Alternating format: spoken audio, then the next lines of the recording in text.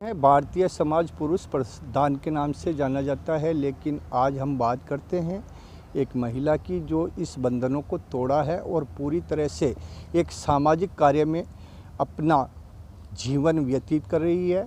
हम बात करते हैं उन्हीं से। आपका नाम? श्वेता जाजू, भारतीय। आगे कहिए आप। ये सामाजिक कार्यक्रम में जो आपने रुचि दिखाई है उसके बारे में बताइए। सामाजिक कार्य आई थिंक मुझे बचपन से एजुकेशन के साथ ही नैतिक शिक्षा आज भी याद है कि हमारे दायित्व और हमारे कर्तव्य हमारे अधिकारों से ज़्यादा बड़े हैं। और जहाँ कहीं भी देखा, वो पड़ोस की सीमा रहे हो या रिश्तेदारों की, उसके आगे भी कहीं देखा है इंसानियत सबसे ज़्यादा ज़रूरी है। कहीं कोई पीड़ा है तो ऐसा नहीं है ना कि उनके बेटे नहीं है तो क्या वो दुख देख रहे हैं, नहीं। तो बचपन से ही हमने देखा है, किया है, तो हमें आदत हो गई है कि मदद करना सबसे पहले हमारी ड्यूटी हो लेनी चाहिए। आखिरकार आपको ये प्रेरणा कहाँ से मिली इस चीज़ की?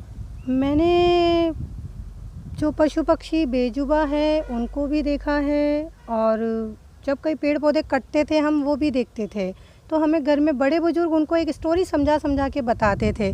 तो अपने अंदर से आवाज़ आई कि नहीं, अभी इस दुनिया में हम जो देख रहे हैं उसके आगे पीछे भी बहुत कुछ है। हम जहाँ बैठे वही गाँव या शहर नहीं है। तो मेरी ये अंतर की प्रेरणा थी कि मुझे केवल कमाना या केवल पढ़ना ही नहीं है, मुझे अपने आप को समझना होगा और मुझे अपने आप के दायित्व और कर्तव्यों के साथ निभाना होगा। आप एक महिला हैं और जो कहा जाता है कि देश से एक पुरुष प्रधान है जी। जो ये सामाजिक कार्य कर रही हैं आप, क्या आपको किसी भी प्रकार की कोई दिक्कतें आई?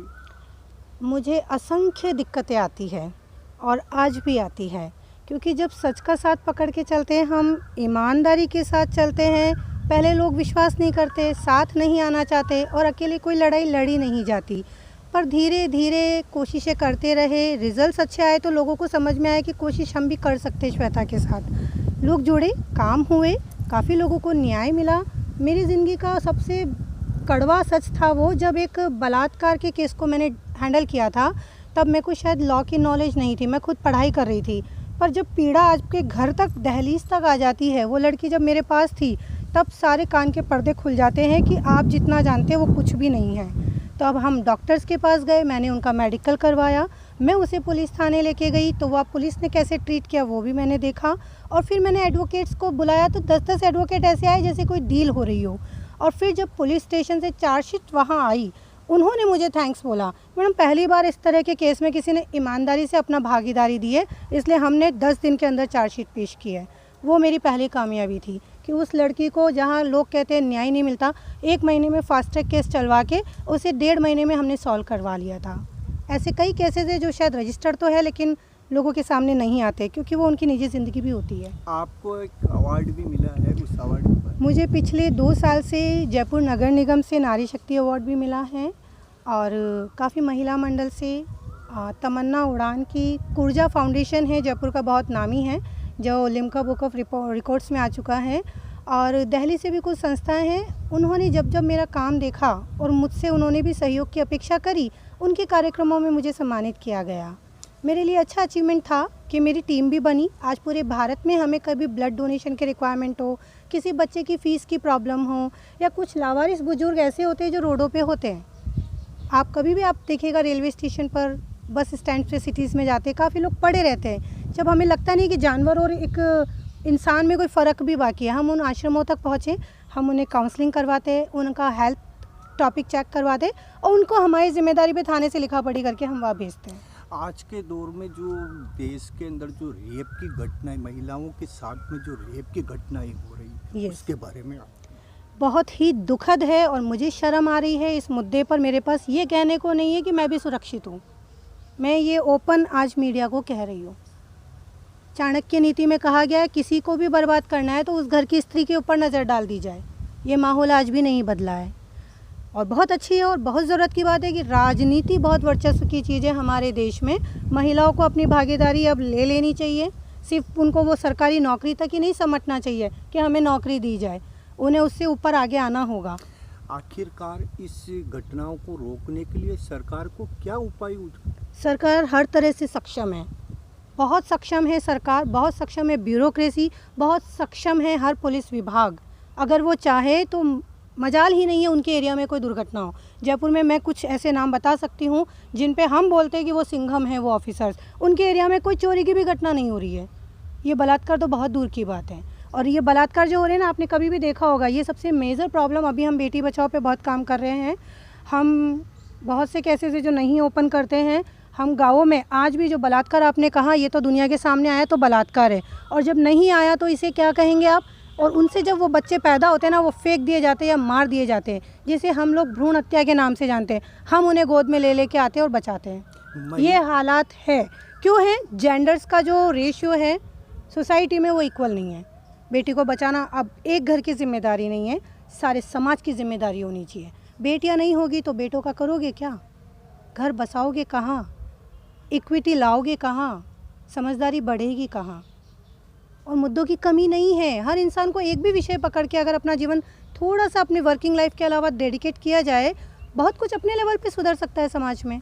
आज आप देख रहे हैं टेम्परेचर की बात हो रही है, राजस्थान का आदमी एमपी वाले को पूछ रहा है, दिल्ली का आदमी शिमला वाले को पूछ रहा है यहाँ क्या टेम्परेचर है। वजह पेड़ पौधे नहीं है। हंसी वाली बात है कि रेगिस्तान है तो राजस्थान में टेम्परेचर ज़्यादा है, बट क्या नागपुर में नहीं है? क्या गोवा में नहीं है? क्या बॉम्बे में ह्यूमिडिटी नहीं है? हमें ज़रूरत है जागने की, जागरूकता लाने की, और हर व्यर्थ आदमी को भी काम का बनाने की। अगर वो पौधा नहीं लगा सकता तो वो पौधा लगाने के बाद उसे रोज़ पानी तो डालने की जिम्मेदारी ले। हम लगाने को बैठे हैं, हम लोगों से कहते हैं आप जगह अवेलेबल करवाइए, हम ट्रक के ट्रक पौधे लगाने को तैयार हैं। हम 3-3 महीने में संभालने आएंगे, हम उसका भी कंट्रीब्यूशन देंगे। जिम्मेदारी कोई ले ले क्या उस स्थान की? क्योंकि एक व्यक्ति कितनी जगह जाएगा, उसे अपनी चेन बनानी होगी, उसे हाथ जोड़ने होंगे और हाथ खुले रखने होंगे आगे जोड़ने के लिए। हमारी समाज सेवा ऐसे ही चल रही है। ग्रामीण क्षेत्रों में जब आप जाती हो जी, सोशल कार्य करने के लिए, वहाँ पर ग्रामीणों की क्या स्थिति मिलती है आपको?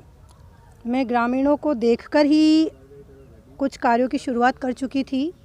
वहाँ पर हर तरह का क्राइम है, कहने में कोई अतिशयोक्ति नहीं है। वो कहेंगे नहीं, क्योंकि वहाँ घर की इज्जत बहुत बड़ी चीज़ होती है। क्राइम सबसे पहले घर से शुरू होता है, महिलाओं का, बाहर से नहीं। क्योंकि गाँवों की तो औरतें बाहर आती भी कहाँ है, आप हमें बताइए। वही की औरतें पढ़ लिख कर नहीं आती है। लेकिन मैं आपको बताऊं, आज अगर मेरे घर में खाना बनाने वाली आ रही है ना, तो उसके देवर की शादी में भी 21 लाख का दहेज आया है। वजह गांव की लड़की पढ़ना के ला रहे हैं। वो लड़की क्या शहर में जा रही है, भले वहाँ पे वो 2000 के किराए के घर में रहेगी, पर उसके पिताजी वहाँ क्या वर्चस्व बना रहे हैं। हमने शहर में रहता है छोरा, उसे हमारी छोरी का ब्याह किया। वो 21 लाख का जो दहेज दिया ना, अगर 21,000 उसकी कॉलेज फीस पे खर्च कर देते तो क्या इक्वलिटी नहीं आ जाती? वो लड़की और 10 लड़कियों को अपने साथ रोजगार लाने के लिए सक्षम नहीं कर लेती? तो मेंटेलिटी गाँवों में भी ख़राब ही है। और गाँवों से पलायन इसलिए हो रहा है क्योंकि है ना, बेरोजगारी बहुत है, स्कोप नहीं है, और उसके ज़िम्मेदार हम सब हैं। परचूनी की दुकान से जो आज तक सामान लेने की आदत वाले लोग थे, वो 8,000 की तनख्वाह पे, जयपुर जैसे शहर की मैं बात करती हूँ, तो भी मॉल में जाके पार्ले जी का बिस्कुट ला रहा है। समझ नहीं आ रही है हमारी एजुकेशन जा किस तरफ रही है। अब मैं ये भी नहीं कह सकती कि पश्चिमी उपभोक्तावाद हो रहा है। रीज़न, हमें भी कुछ एडवांटेज चाहिए, डिसएडवांटेज से हम निकलना चाहते हैं, लेकिन जानते हुए कभी किसी को नहीं बताएंगे भैया नुकसान हो रहा है तू ये मत कर। ये कहने वाला, अरे यार हमें क्या लेना देना।